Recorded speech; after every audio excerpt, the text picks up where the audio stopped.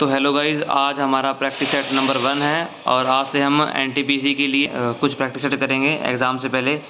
और मैथ में मैं चाहूँगा कि आपका स्कोर बेस्ट हो, तो आज से हम रोज़ 15 सवालों का प्रैक्टिस सेट करेंगे और शायद मैं आपको 5 से 7 सेट कराऊँगा, ठीक है, एग्ज़ाम से पहले। तो आइए स्टार्ट करते हैं। जैसे पहला सवाल है, ABC का अनुपात 3, 13, 9 है, 55, 25 राशि है और इनमें बांटना है। और B और C का अंतर पूछा है। B और C का अंतर है 4 का, ठीक है, यानी कि हमारा उत्तर है वो 4 का मल्टीपल होगा, ठीक है। 13 और 3 16 और 16 और 9 25, यानी हमें 25 की वैल्यू दे रखी है कितनी, 55, 25, ठीक है। और हमें 4 की वैल्यू निकालनी, यानी गुणा 4, ठीक है।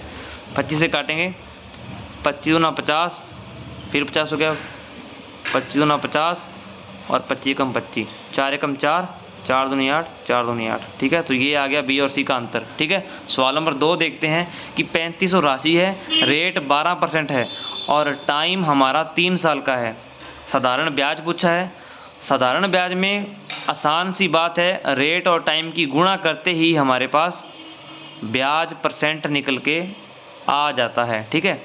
जैसे 12 × 36, यानी कि हमें 36% की वैल्यू निकालनी है। 36% किसका, 3500 का, यानी कि मूलधन का हमें सिर्फ 36% निकालना है। 36 यानी कि 9 गुणा 4, 9 चौक 36, यानी हमारा आंसर 9 का मल्टीपल भी है और 4 का मल्टीपल भी है और यहाँ 35 है, ठीक है। यहाँ हमारा मल्टीपल 7 का मल्टीपल भी है आंसर। 2 से 2 उड़ा दो। अब 35 गुणा 36 कैसे करेंगे? 35 का स्क्वायर कितना होता है? 35 का स्क्वायर होता है, जिसके पीछे 5 हो उसका स्क्वायर निकालना आसान है। जैसे 5 का 25 और 3 को गुणा करो उसके नेक्स्ट नंबर से, यानी 3 चौका 12, ठीक है। और 35, इसमें 35 ऐड करेंगे तो 35 गुणा 36 आ जाएगा हमारे पास 1260, ठीक है। यही हमारा आंसर है। तो नेक्स्ट देखते हैं, राशि 4000 है, रेट 10% है और टाइम 2 साल का है। चक्रवृद्धि ब्याज पूछा है। 2 साल के जब बात हो तो हम इफ़ेक्टिव रेट लगाते हैं। इफ़ेक्टिव रेट लगाएंगे तो 10% के हिसाब से 10 + 10 प्लस में 10 × 10/100, ठीक है। 2 से 2 उड़ी, यानी कि 10 और 10 20 और 1 21, तो हमें 21% इफ़ेक्टिव रेट मिली, ठीक है। 21% निकालना है किसका, मूलधन, यानी कि 4000 का 21%। 21 यानी 7 का मल्टीपल, यहाँ 4 का मल्टीपल भी है, 2 से 2 और 21 चौक 84, यानी कि 840 हमारा आंसर है, ठीक है। नेक्स्ट देखते हैं, ABC का हमें वैल्यू दे रखी है। अच्छा, ये टाइम एंड वर्क का क्वेश्चन है कि A करता है 12 दिनों में, B करता है 24 दिनों में और C करता है 36 दिनों में। तीनों मिलकर करेंगे, क्वेश्चन मार्क है। हम लेंगे इनका एलसीएम 36 और इनका होगा 72 एलसीएम। 12 × 6 = 72, 24 × 3 = 72 और 36 × 72, ठीक है।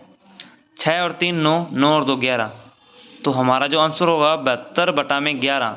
आगे 11 × 6 = 66, आगे कितना बचा, इतना हमारा आंसर है, ठीक है। सवाल नंबर नेक्स्ट देखते हैं कि चाल है हमारी 7 किलोमीटर प्रति घंटे। इसका मतलब क्या है, यानी कि हर 1 घंटे में हमारी गाड़ी 7 किलोमीटर जा रही है। हर 1 घंटे में हमारी गाड़ी 7 किलोमीटर जा रही है, तो 5 घंटे में तय दूरी, क्वेश्चन मार्क। 5 घंटे में, 1 घंटे में 7, तो 5 घंटे में इसका 5 गुणा तो इसका भी 5 गुणा, 7 × 5 = 35, ठीक है। आप एक याद रखो फॉर्मूला DST रूल याद रखो। हमें डिस्टेंस निकालनी है कि तय की गई दूरी, डिस्टेंस निकालनी है speed into time. Speed 7, time 5, तो 7 × 5, 7 × 5 = 35, ठीक है। अब मेरी बात सुनो, सवाल नंबर 6 देखो कि राम A से B 30 की चाल से जाता है और B से A 60 की चाल से आता है, तो पूरी यात्रा में एवरेज स्पीड बताइए। जब कोई व्यक्ति A से B जाए और उसी स्थान से वापस आ जाए तो एवरेज स्पीड का फॉर्मूला होता है 2AB बटे में A + B, ठीक है। जैसे A यानी कि 30 चाल और B यानी कि 60 चाल, और नीचे जोड़ना है 30 और 60 90, ठीक है। 30 × 3 = 90, 3 से 2 बार तो 20 दूना 40 हमारा आंसर आ जाएगा 40 किलोमीटर प्रति घंटे। ठीक है। सवाल नंबर 7 देखो कि 5, 15, 20, 25 का एलसीएम निकालने के लिए हमें जाना पड़ेगा सबसे बड़ी संख्या के पास। बड़ी है 25। अब 25 किसके टेबल में आ रही है उसको काट दो। जैसे हमें 5, 15, 20 और 25 का एलसीएम निकालना है। हम संख्या को देखें 25 को, 25 5 के टेबल में आ रही है, 5 को काट दो, यानी कि 5 का अब काम नहीं है। 15 में नहीं आती, 20 में नहीं आती, 25 का डबल करो, 25 दूना 50, 50 में नहीं आती, 25 थी 75। हाँ 75 15 के बारे में आता है तो 15 को अलग करो।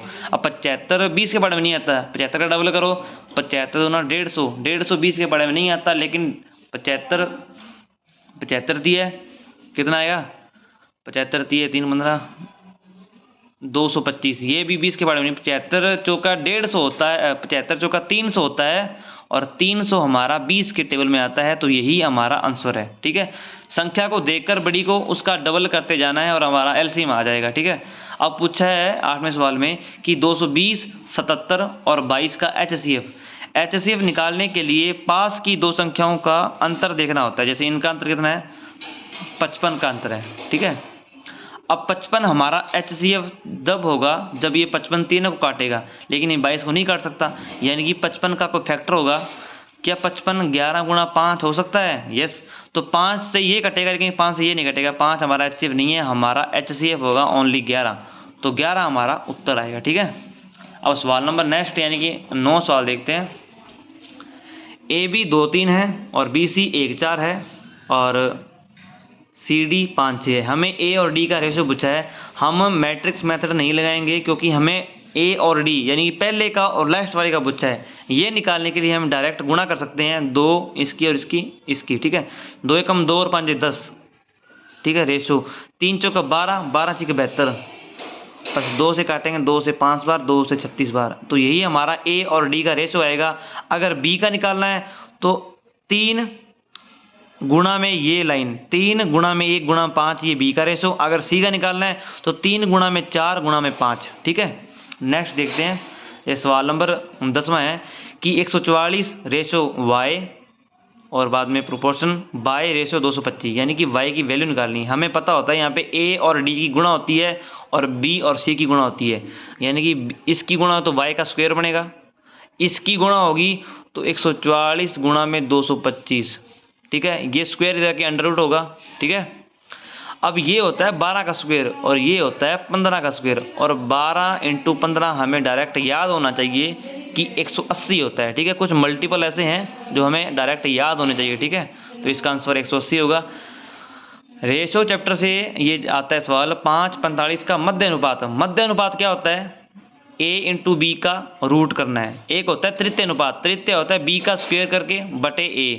एक होता है चतुर अनुपात, चतुर होता है B × C बटे A। तो मैंने आपको तीनों फॉर्मूले रिवाइज करा दिए हैं। मध्य अनुपात A × B अंडर रूट, और तृतीय अनुपात B का स्क्वायर बटे A, और चतुर अनुपात B × C बटे A। यहाँ पूछा मध्य अनुपात, यानी कि 5 इनकी गुणा होंगे, 5 पूरे 25 हासिल 2, 5 चौके 20 और 2 22। 225 किसका होता है सर? 15 का स्क्वायर होता है, तो यही हमारा आंसर है। ठीक है। अब जैसे 7 14 का तृतीय अनुपात, तृतीय होता है B का स्क्वायर, यानी कि 14 × 14 बटे में A, यानी कि 7, 7 से 2 बार, 14 दूना 28 हमारा आंसर होगा। ठीक है।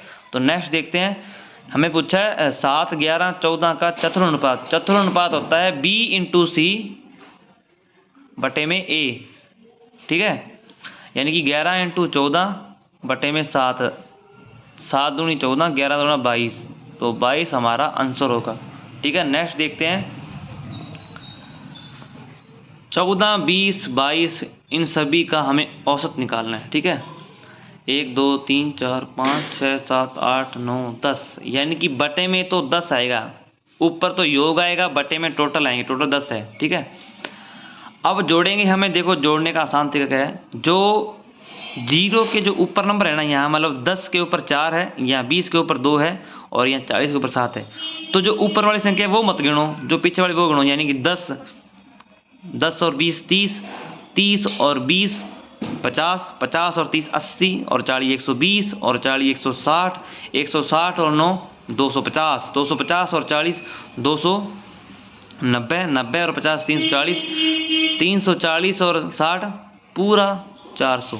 ठीक है, अब गिनो ऊपर वाली संख्या क्या है, 4 और 2 6, 6 और 7 कितना, 6 और 7 13 और 7 20, 20 और 3 23 और 7 30, यानी कि टोटल बैठेगा हमारे पास 430।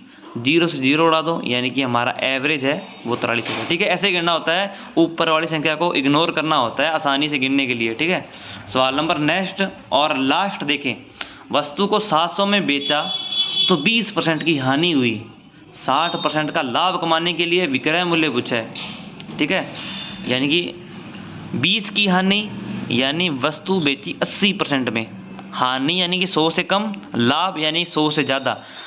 80% में वस्तु बेची, ये बोल रहा है 700 में बेची, यानी कि 80% की वैल्यू कितनी है 700, और 1% की वैल्यू कितनी है 700 बटा में 80।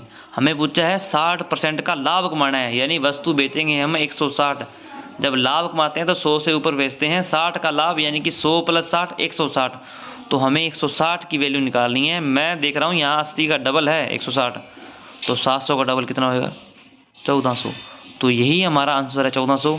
तो आज की क्लास यहीं समाप्त करते हैं और मिलते हैं नेक्स्ट क्लास में 15 सवालों के साथ।